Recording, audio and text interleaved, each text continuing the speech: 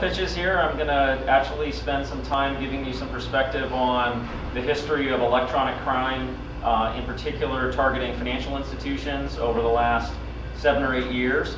And the goal of the presentation is, I think, to give you a view of how much more sophisticated it's become, what the trajectory is about what we're going to see in the future, and how you can think about protecting yourself or protecting your customers and protecting financial institutions. The same issues apply to any company. When we start looking at advanced persistent threats, been targeting companies like Google, been targeting companies like Siemens, been targeting companies like Dow Jones and others, targeting chemical manufacturers. The bad guys are out there, they're really focusing and they're putting a lot of energy behind it. Some of it looks state-sponsored, as well as just private hacker groups. So we'll talk about all of that. I like to keep my presentations interactive, so don't hold back questions or comments or thoughts till the end. You're more than welcome to just blurt them out or have any ideas at any time. So in addition to my job at IronKey, I also am the chairman of the APWG. And we started out as a group in 2003 looking at the phishing and identity spoofing problem on the internet. It has since grown to a global organization with over 2,000 member financial institutions, law enforcement agencies, security companies. We run conferences about 2 or 3 times a year. We have an electronic crime research conference. We have a general members conference. And we also have an electronic crime operation conference.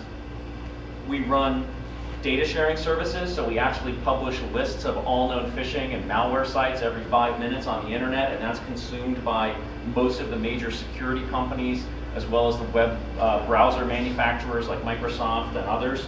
So we provide a very broad set of services, again, all as a nonprofit organization.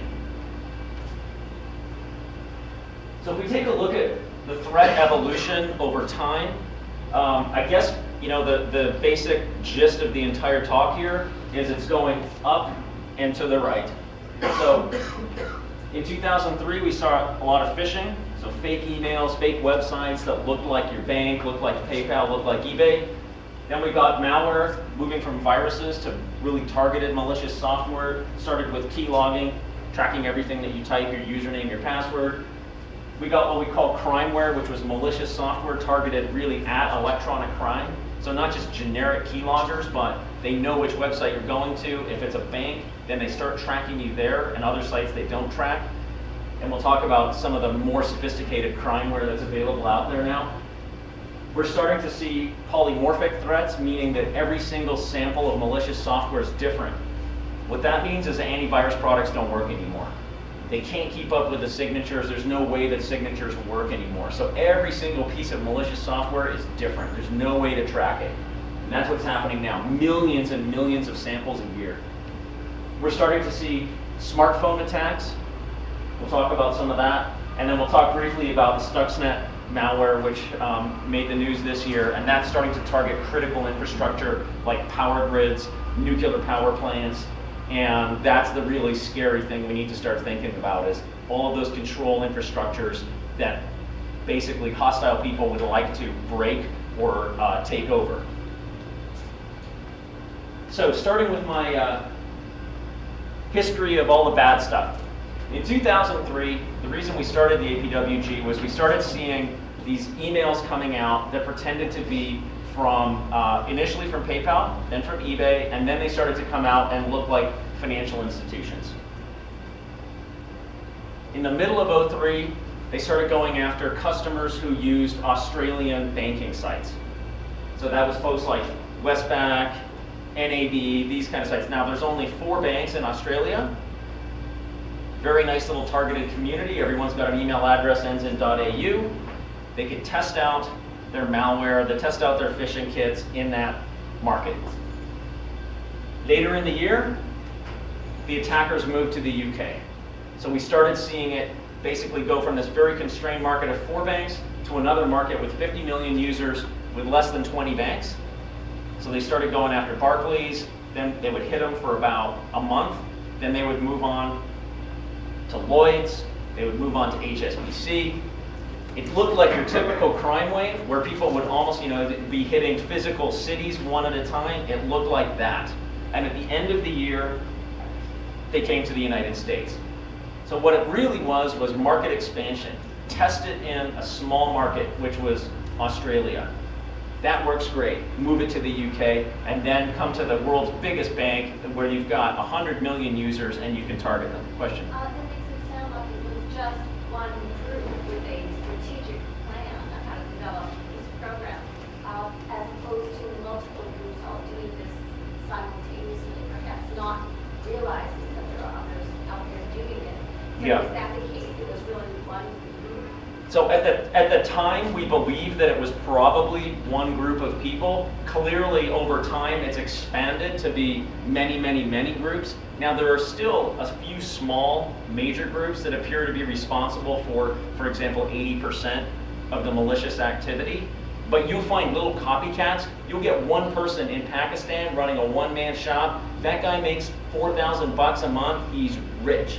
So you get a lot of those independent actors. Dave, is it sort of like the Russian business network or the Russian business group that's over in Russia? They started it, and then what they do is they get tentacles and they splinter out, and then they kind of have to report back. It's almost like a pyramid scheme in a way. They're all connected. Ponzi scheme. They're all Ponzi, yeah. They're all connected to the main body loosely in one way or another. Something like that. Yeah, that's what we've seen. I'll talk about some of the evolution of the cybercrime gangs. But exactly, what we saw was initially it seemed like one or two gangs moving around from different countries, expanding their networks. Yeah. Then we got phishing kits, where it spread out and more groups could do it. Then we got Carter markets, where people could have these entire communities of thousands of people. And it wouldn't be unlike the Russian business network to sell these kits. That's right. Yeah, RBN definitely sells them. Right. But I think what was unique, and it was really one basic group at that time, was it was the first time you saw really slick direct marketing techniques being used. They went to those Australian emails because the typical yield on a direct mail is whatever, less than I think it's 0.2%. Yeah. They literally fine-tuned the English, the grammar issues, Yes. the phishing elements of it until they got to a really phenomenal rate. Think how cheap it is to send an email or phishing attack. Yeah. And once they tuned it, then they would go on to, as I said, England and the United States. These were incredibly difficult to separate the legitimate sites from the illegitimate issues. That was the first time I saw it. Exactly. It was like literally somebody was saying, could you tell me if this is legit? And I'd be looking at them going, you know what? I need a little bit more time to figure it. Up to that point, it was, bad grammar, bad this. You'd say, look at this. It's obvious. You shouldn't be going to that site. Yeah. Dear sirs, not knowing you, please do update security softwares. Exactly. And then we started getting the highly professional, highly tuned versions. Now this one was interesting. So I received, I love this screen. Thanks, it's great. Thank you. And thank you for using Citi. You're welcome. So, but what's interesting about this one is this really was Citibank's website. So I got this email and it looked like Citibank. I went to it, it really was the Citibank website, but I don't have an account. So I know that something's wrong here. Well, what it was this pop-up to log in, that goes to a server in Russia, even though that's really the site. So sort of early cross-site scripting attacks, which sort of starts to show that the sophistication, even over a period of 6 or 7 months, going from just websites to like this kind of pop-up XSS type attack. Very slick. Very slick. I didn't realize that. That one took me a while to go. I thought that they were just sending it out to mix real phishing with real emails to confuse people until I realized, oh, you can't tell where that goes. Actually, so as a user at the browser level, how do you recognize it? You can't. I was going to say, because they pull the graphics right from the city site, they pull the SSL certificate. Well, that really is the city site. It really takes you there. Yeah, but John mentions a good question, guys, and Dave, I don't put you on the spot. Maybe collectively as a group we can get, when the pop-up comes, I always tell everybody that comes to me is, how do I know? I a lot of community groups I go to. All right, I said, well, first thing you make sure is that, if you're going to Carvel, that it actually says Carvel up in the address bar, carvel.com. All right, so that's where you start off. But now with the pop-up, how do you tell with that? The giveaway here is they're asking you for your account information, like your user ID, so they're actually, the 3 pieces of information they're asking you for specifically what you need to buy stuff, but not sign Yeah. services. But you also don't have the lock, the SSL certificate. But the way that people will think about that is that this one could go to an HTTPS site. So, for example, if you were using EV certificates and you told people if it's green, it's good, that's fine. I just pop you up to the real website here and I do my cross-site scripting there, and So people what are I'm going to trying to go think for it. about is what is the rule that you tell people that they have violated by doing this. And I think the one might be you should always type the URL. Sure. Had they typed the URL, would this attack still work? No. It's an Unless I'm poisoning your DNS, which we'll talk about too. Never click. Sure, don't click on email. So yeah, but then PayPal's out of business. Right, exactly. And eBay's out of business. That's the problem But there. if you type it, you would have been okay. Well, sure, but like those guys communicate through email, so I mean, there's no way that they're There's also never going to apps give that allow message. Where if you link on it, you can go through it. So a lot of the banks, they don't have the pop-ups. If you went to Bank of America, they stop that. That's the new And standard. then, what he's right, saying. and then there's a comeback line that you've already registered, and they have some information about you, whether it's a picture, Site and then a key. question going Site on. Yeah. PayPal does 2 things that are helpful. One is they don't embed any links. They give you an instruction to go and log into PayPal the way you normally do. And the second thing is they include your name. Now, they could include some other secret information shared only with you. For example, when I log on to one of my banks, they give me back a passphrase that I had registered with them a long time ago. Yeah, Trust right. but verify. Okay. When I see trust but verify when I log on to Merrill Lynch, I know that's really a Merrill Lynch logon. Otherwise, I don't put in my password. But even just the fact that PayPal includes my name helps a lot. Does. Over the 5 or 6 years that I've been watching it, I've never gotten a spoof, a PayPal spoof that had my name in it. And everything that I've gotten from PayPal that had my name in it turned out to be genuine. And most banks don't because Well, PayPal doesn't put embedded links in. I know that they do business with recently. Now, obviously, those are fairly easy to check because you can instead just go on to PayPal, log into your account, and start from there. My question is, how did that pop-up work? What did you do? So they sent me an email, and then the URL went to, I guess it must have gone to this thing, which then drove a new window, which opened that.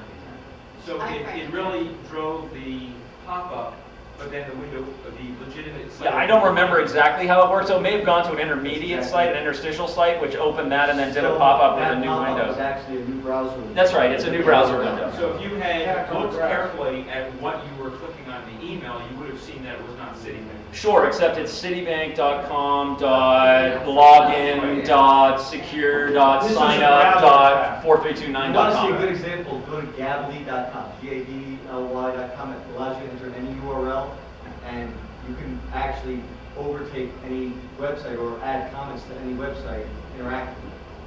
But it uses the same type of concept. Not over.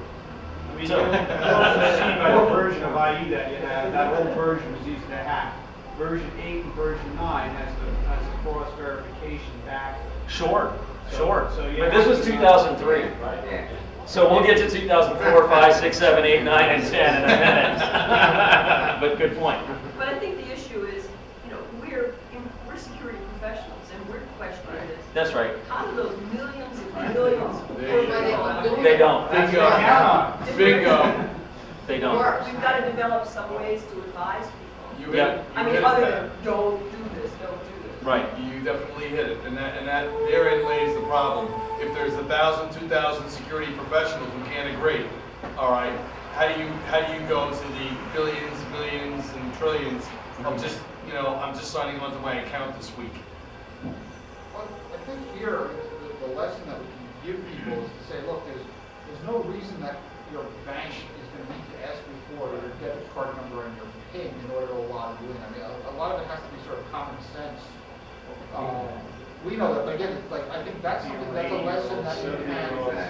Yeah, that's the closest we can get to a lesson that you can give to a non-technical person, and hope that some percentage of them are going to get it. Sure. What I explained to him is, would you go banking on a public machine?